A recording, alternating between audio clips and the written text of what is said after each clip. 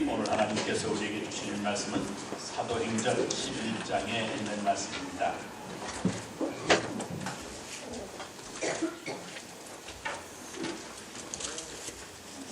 사도행전 11장 25절 말씀부터 26절에 있는 말씀 봉독해 드립니다.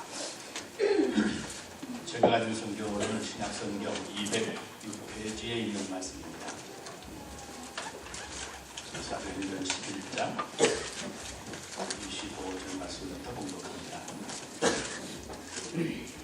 바나바가 사울을 찾으러 다소에 가서 만남에 안디옥에 들리고 와서 둘이 교회에 1년간 모여있어 큰 무리를 가르쳤고 제자들이 안디옥에서 비로소 그리스도인이라 일컬음을 받게 되었더라.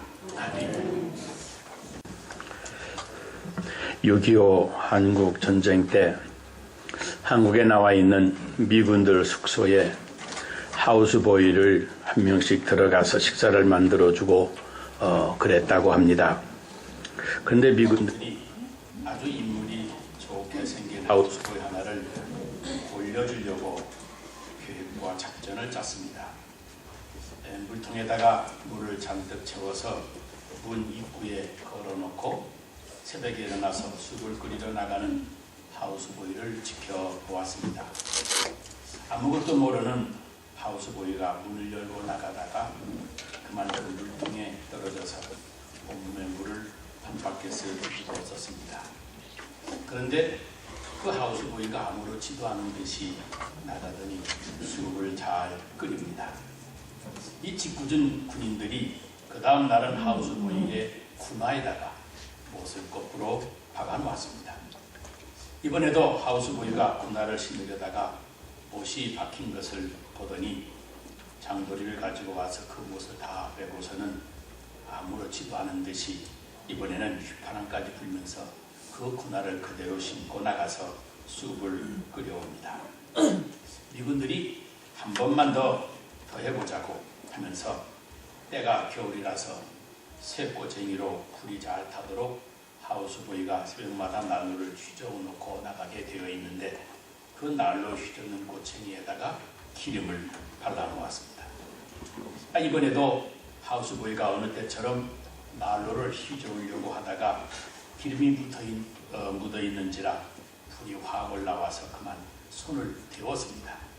그런데도 여전히 아무렇지도 않게 밖에 나가더니 또 숲을 잘 끓여 가지고 옵니다. 아무리 해도 화를 내지 아니하는 아주 착하기만 한 이 하우스보이의 모습에 이 미군들의 양심의 가책을 받았습니다. 그래서 하우스보이를 불러서 이렇게 용서를 빕니다. 참 미안하네.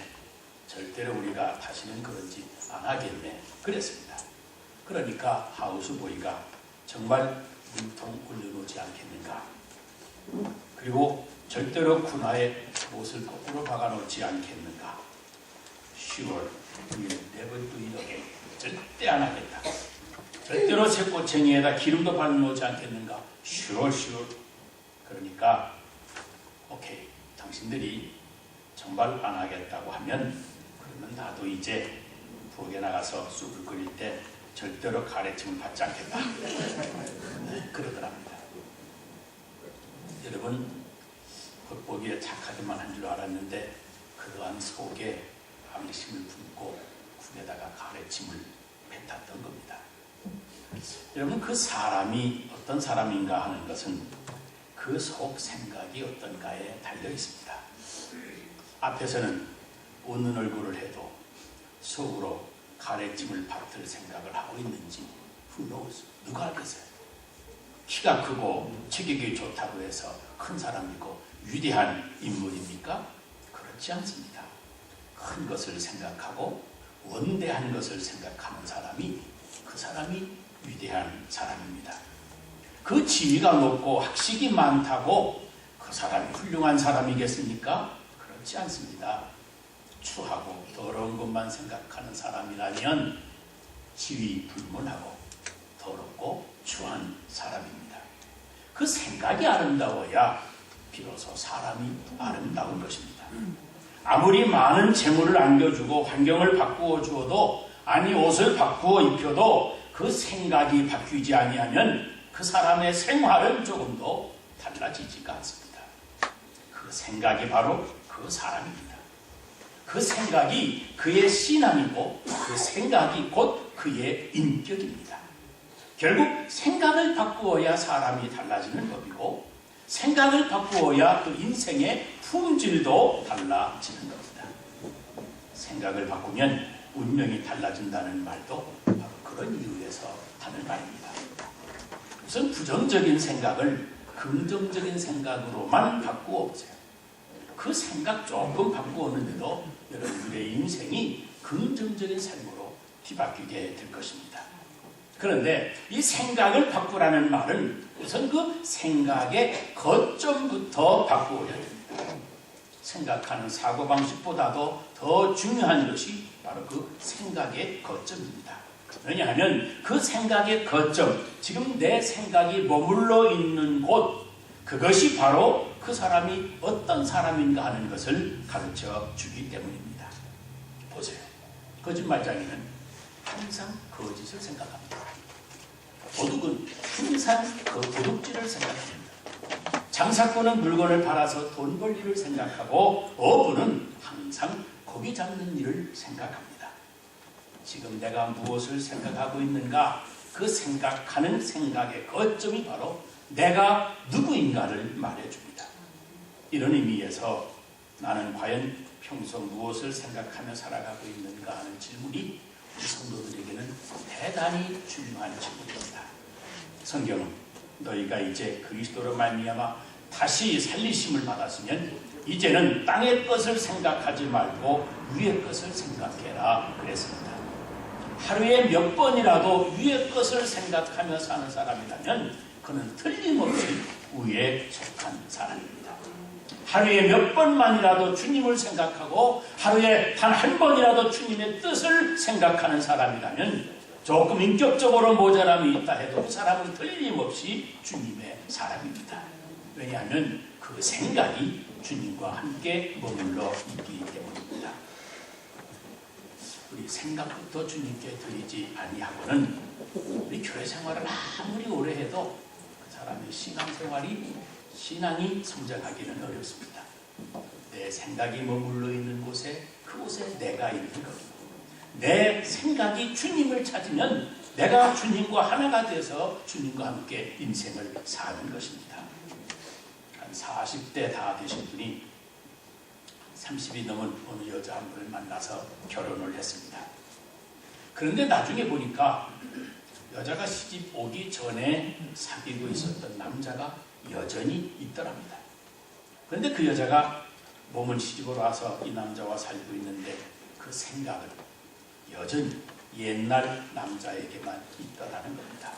가끔 몰래 연락도 하고 또 만나기도 하고 생각 여전히 그 남자에게 머물러 있는 겁니다. 그래서 이분이 그런 아내의 마음을 좀 돌이켜보려고 온갖 수단을 다 해보았지만 결국은 안 되더라. 그래서 하는 수 없이 갈라서고 말았습니다.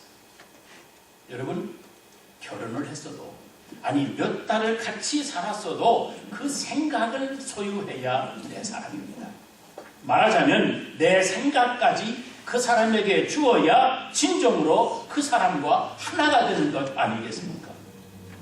결혼 생활을 해서 한 남자의 아내가 되는 것도 그런데 하물며 하나님과 함께 사는 신앙생활을 겨우 일주일에 한 번 교회 나오는 것 그것만으로 내가 하나님의 사람이 되었다고 할 수가 있겠는가 하는 것입니다. 우리의 생각을 주님께 드리고 우리 주님께서 원하시는 그곳에 내 생각이 함께 있어야 비로소 주님의 사람인 줄로 믿습니다. 그러므로 중요한 것은 24시간 속에 내가 무엇을 생각하며 살고 있는가를 생각해 봐야 됩니다. 평소 여러분의 생각이 머무는 그 생각의 거점을 한번 생각해 보세요. 내 생각이 도대체 어디에 머물러 있는가? 이것이 내 존재와 내 병대미를 설명해 주기 때문입니다.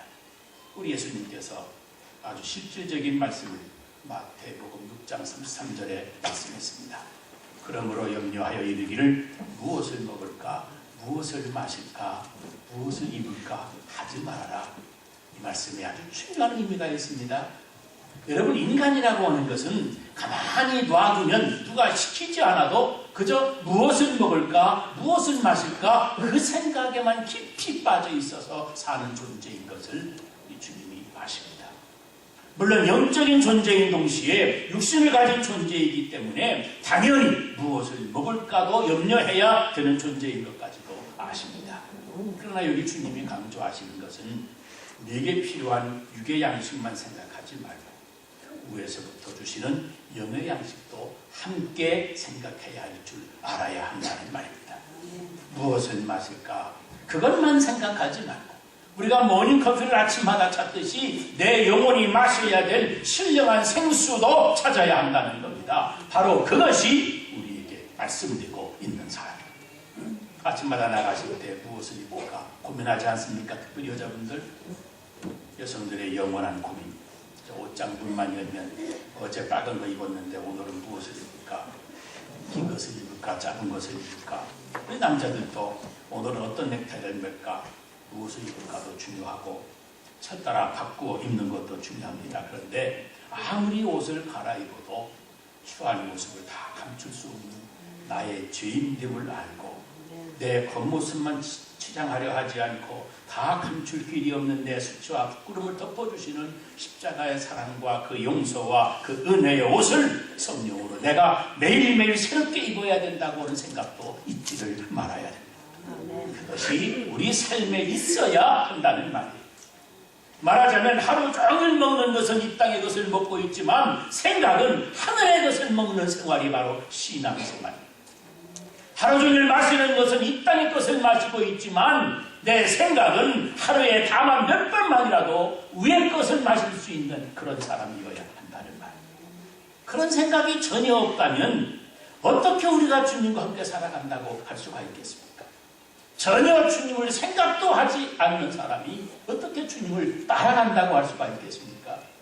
이 땅에서 땀 흘려 일하면서도 그 일이 하늘의 일로 변할 수 있도록 생각을 할 줄 아는 사람, 그 사람이 바로 성도입니다. 영국 런던에 커다란 석조 건물 교회를 짓고 있었습니다. 많은 석공들이 커다란 돌을 깎고 있는데 한 번은 그 교회를 설계한 설계사가 시차를 나와서 구경을 하다가 한 석공에게 당신 지금 무엇을 하고 있습니까? 하고 물었더니 이 석공이 아주 퉁명스럽게 아니 지금 보시다시피 내가 돌이나 깨고 있지 않습니까? 하고 대답을 합니다. 이번에는 그 옆에 있는 다른 석공에게 물었습니다. 당신 지금 뭘 하고 있습니까? 아니 보시다시피 뭘 하고 있는지를 모르십니까? 돌이나 깨뜨려야 내가 먹고 살지요. 그러면서 돌을 깨는 겁니다. 이번에 또 다른 사람에게 묻습니다. 당신 지금 무엇 하고 계십니까? 그랬더니 이 사람은 아주 흐뭇한 표정으로 예, 저는 지금 하나님 성전에 기초를 준비하고 있습니다. 이렇게 대답을 합니다. 여러분 똑같은 일을 해도 그 각각 하는 생각이 다릅니다. 같이 땀 흘리고 같이 먹고 같이 있어도 그 머리에 하늘의 것을 생각하며 사는 사람이라면 그 사람은 이 땅의 것뿐만 아니라 하늘의 것도 얻을 줄 믿습니다. 그 하늘의 것을 생각할 줄 모르고 한 번도 주님의 생각은 생각조차 안 하는 사람이라면 그의 삶은 짜증과 고통의 연속으로 이어질 수밖에 없습니다. 내 삶 속에 눈물이 나는 고통이 찾아올 때 그리고 아프고 힘들고 짜증만 하지 말고 저 예루살렘을 내려다보시면서 눈물을 흘리시면서 걱정하시던 주님의 피눈물을 함께 생각해 보는 겁니다. 배가 고파서 허겁지겁 라면을 끓여 먹을지라도 사람이 떡으로만 살 것이 아니요 하나님의 모든 말씀으로 살 것이라고 하는 말씀을 마음으로 묵상하면서 라면을 먹는 겁니다. 욕을 먹고 있던 다윗이 욕을 하고 있는 저 시므이를 죽이겠다고 하는 그 하인에게 그를 가로막으면서 그 사람을 통해서 하나님이 나를 책망하고 계실지 어찌 않느냐.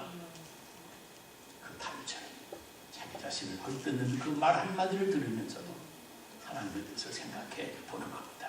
그 생각의 거점이 주님의 뜻과 주의 말씀에 연결되어 있는 겁니다. 거기서부터 비로소 성도의 삶이 시작이 되어지는 겁니다. 제가 아는 장로님네 세탁소에 가보면 정신이 없습니다. 큰 세탁소, 잘 되는 세탁소인데 전화가 쉴 사이 없이 오고 또 손님들이 오고 나가고 그럽니다.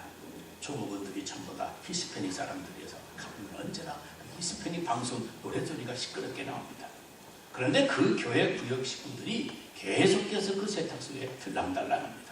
와서는 그 복잡한 곳에서도 울면서 이야기하면서 기도를 하는가 하면 어떤 분은 목사님 설교 테이프 전달해주고 가고 어떤 분은 와서 배가 고프다고 밥 얻어먹고 가고 그럽니다. 그 속에서 장로님은 사람들의 옷만 씻어주는 세탁만이 아니라 더러운 사람들의 심령을 예수님의 십자가의 보혈로 씻어주고 사람들의 찢어진 옷만 꿰매주고 싸매주는 얼츄레이션이 아니라 상처받은 사람들의 심령까지도 싸매주고 위로해주는 그런 영적인 얼츄레이션을 생각하면서 옷을 빨아주는 세탁소만이 아니라 신령한 세탁소도 함께 운영하시는 겁니다. 그래서 그 세탁소가 장로님의 사역의 본부가 되어 있습니다. 땅에서 이 아래에서 내가 사역을 하지만 저 위의 것을 생각하고 아버지의 뜻이 하늘에서 이루어진 것처럼 내가 두 발 딛고 사는 이 땅에서도 이루어지기를 원합니다 하는 그 기도를 매일매일 생활 현장에서 실천하고 계시는 겁니다.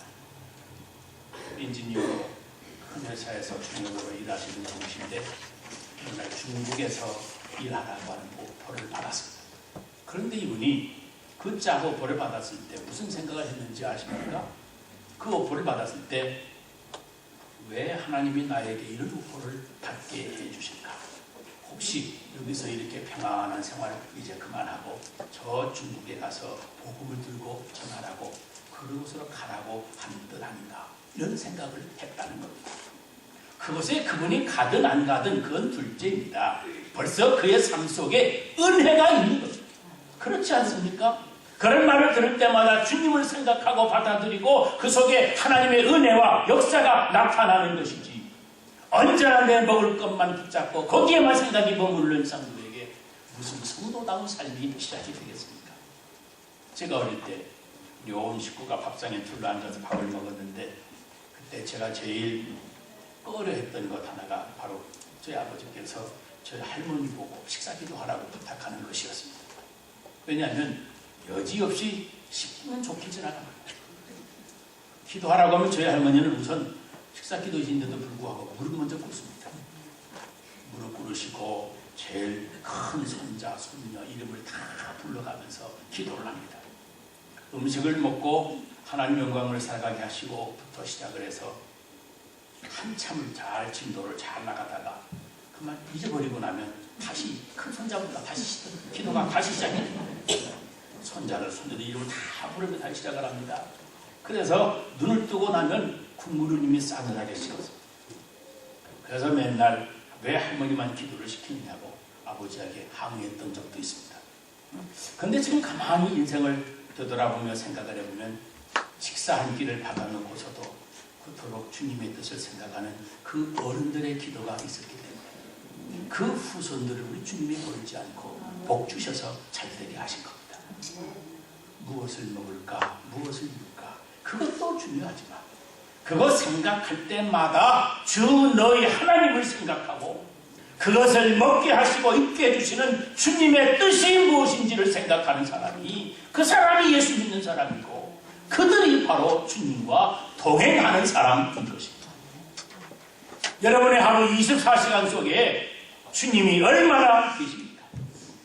일주일에 한 번 교회 나와서 하나님을 부르는 일주일 단위의 신앙생활이 아니고 매일매일 순간순간마다 순간순간의 단위로 여러분들의 신앙생활이 이루어져야 됩니다.